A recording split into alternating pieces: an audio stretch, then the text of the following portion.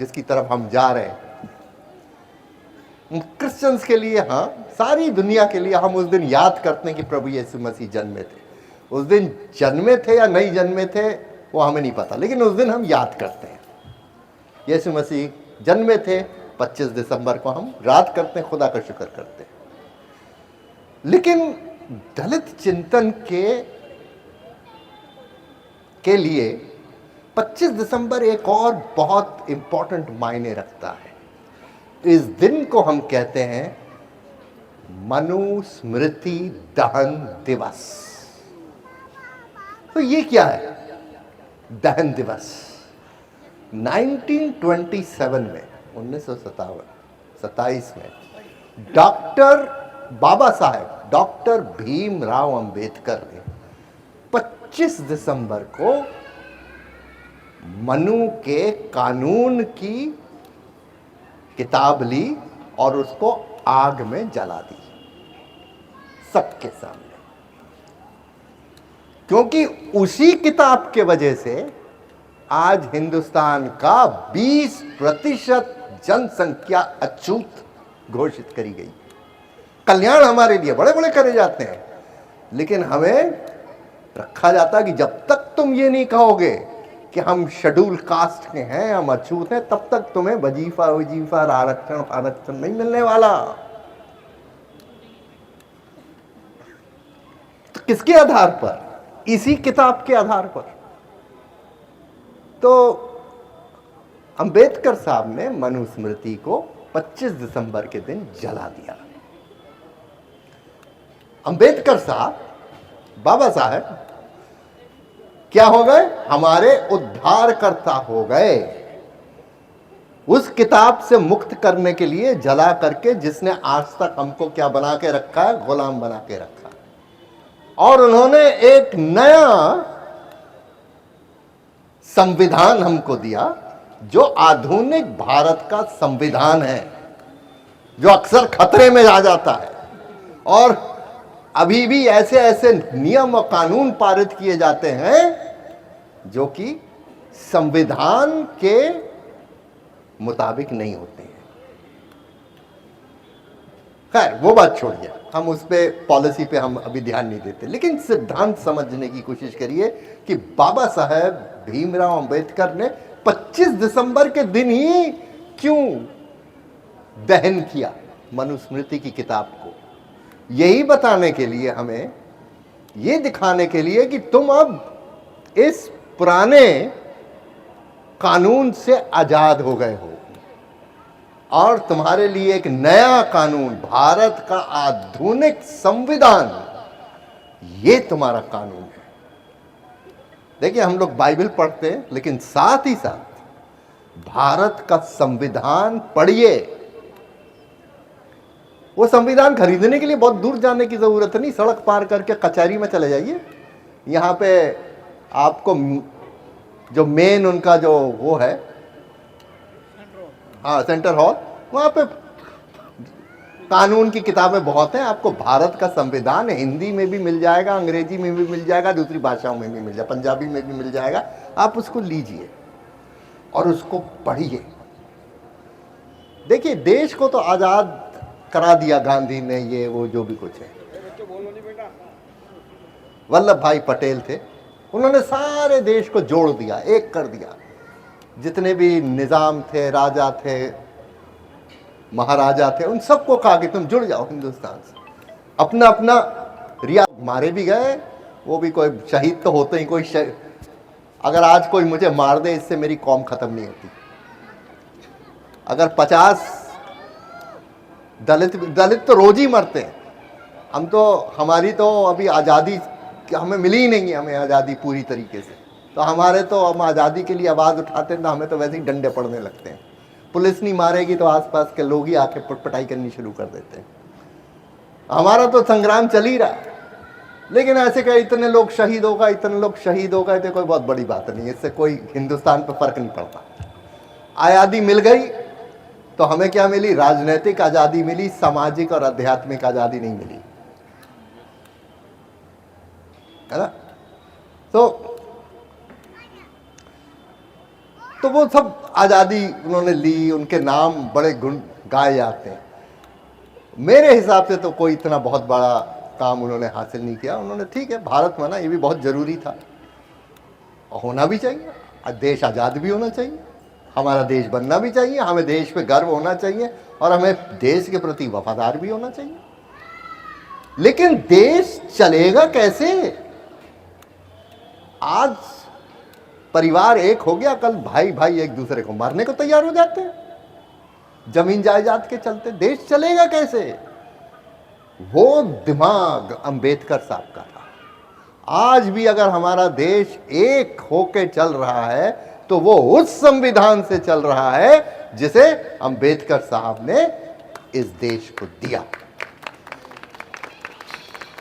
और अगर वो पुराना मनुस्मृति को का दहन नहीं करते तो आज हम लोग की हालत कुछ और ही होती।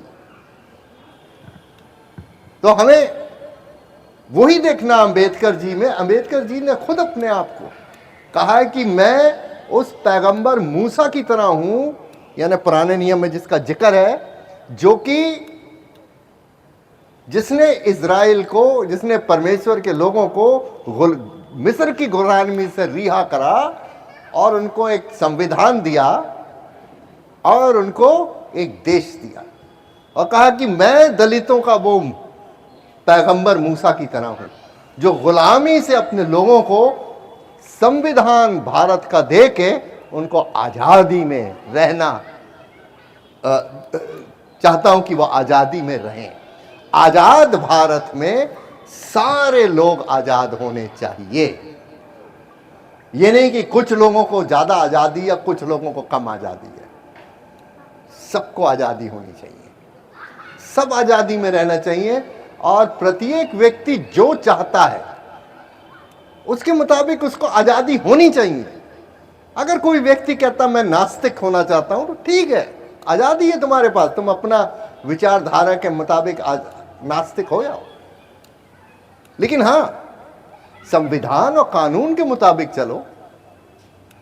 अपने आप को दूसरे लोग कुछ और करना चाहते हैं, कोई चाहता है कि मैं कम्युनिस्ट विचारधारा पे चलूं तो चलने दो, वो आज़ाद है, उसको आज़ादी होनी चाहिए कि वो अपनी विचारधाराओं को अपनाए और जो जैसा वो चाहता है अपना जीवन व्यतीत करे, जैसा वो चाहता है कपड़े पहने, जिससे वो चाहता है उससे शादी करे, जैसा वो खाना खाना चाहता है उसे खाना मिले।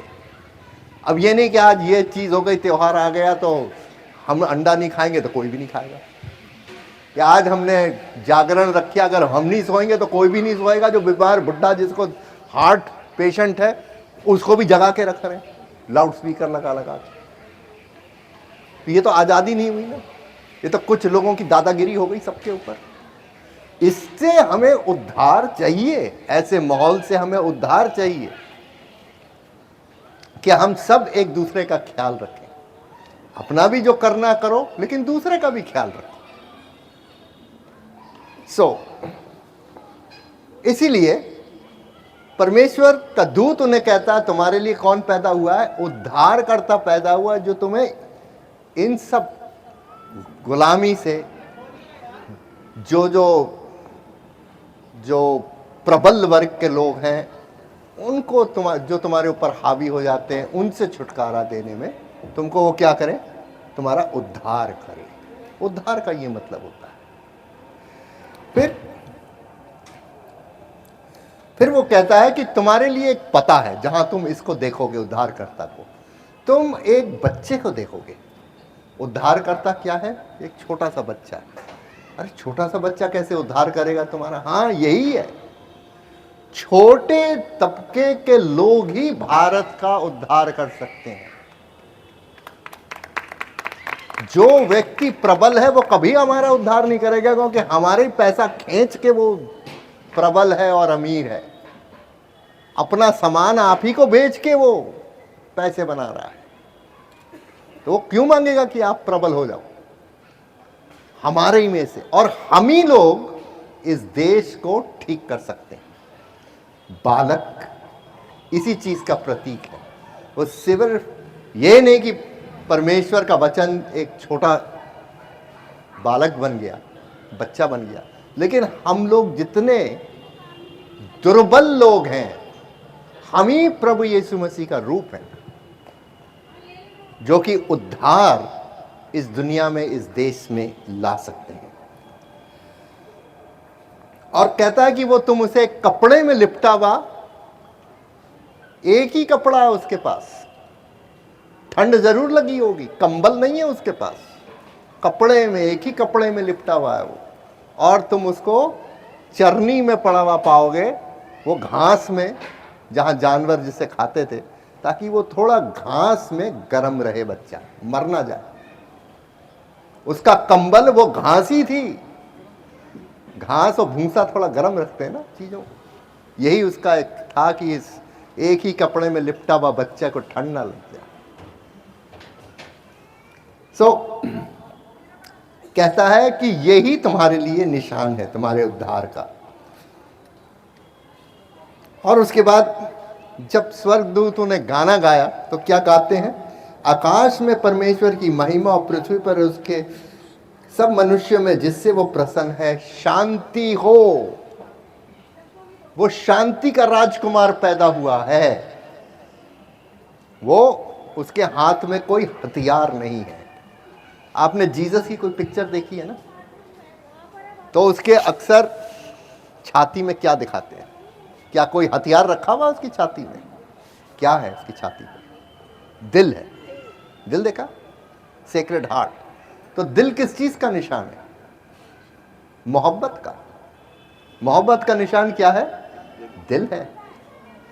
तो ये जो शांति का राजकुमार है, ये किससे भरा हुआ है?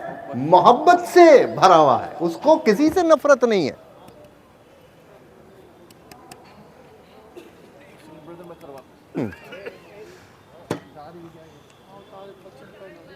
तो जब हम प्रभु यीशु मसीह के जन्म को मनाते हैं, तो हम शांति के राजकुमार के जन्म का एक त्योहार मना रहे हैं। और अंत में क्या है कि जब स्वर्गदूत वापस चले गए, तो वहां पे लिखा है, ये सब गरीब लोग, अपनी भेड़ों को छोड़ दिया उन्होंने मैदान में, और वो किसके पास चले गए? वापस वो देखने के लिए, बच्चे को देखने के लिए, उसके दर्शन करने के लिए गए।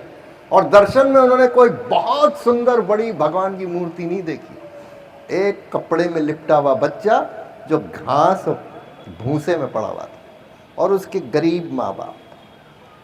यही तुम्हारा उद्धार करता है। हमारे लोग ऐसे ही हैं। लेकिन अगर हम लोगों को यह विश्वास हो कि हम लोग इस देश का उद्धार कर सकते हैं, और परमेश्वर ने हमें इसलिए बुलाया है, तो देश में बदलाव आ सकता है। पूंजीपति कभी बदलाव नहीं लाएंगे, लेकिन हम लोग ला सकते हैं। तो आज का यही मेरा संदेश है। बाइबल में प्रभु यीशु मसीह के जन्म की यही कहानी है।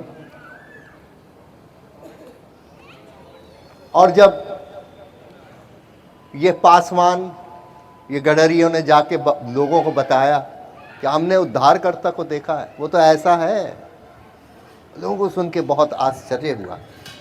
क्या गरीब इंसान भी हमें उद्धार ला सकता? हमें क्या गरीब इंसान भी हमारा उद्धार कर सकता है, हमें बचा सकता है?